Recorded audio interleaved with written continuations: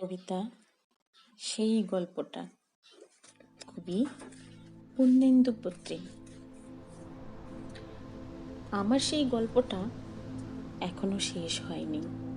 শোনো,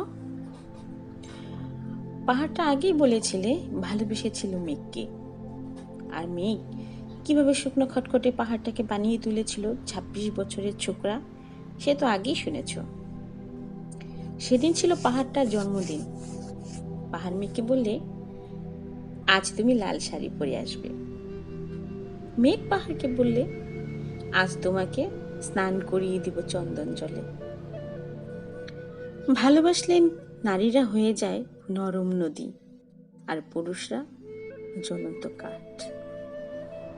সেভাবে মেঘ ছিল পাহাড়ের আলিঙ্গনের আগুন, আর পাহাড় ছিল মেঘের ঢেউয়ের জলে।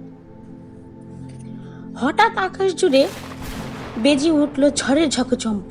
ঝাগড়া চুল উড়িয়ে ছিনতাইয়ের ভঙ্গিতে ছুটে এলো এক ঝাঁক হাওয়া।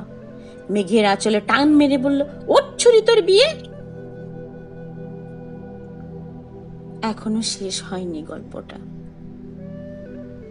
বজ্রের সঙ্গে মেঘের বিয়েটা হয়ে গেল ঠিকই, কিন্তু পাহাড় শেখকে কোনো দিন ভুলতে পারল না। বিশ্বাস না হয়তো চেড়ে দেখতে পারো।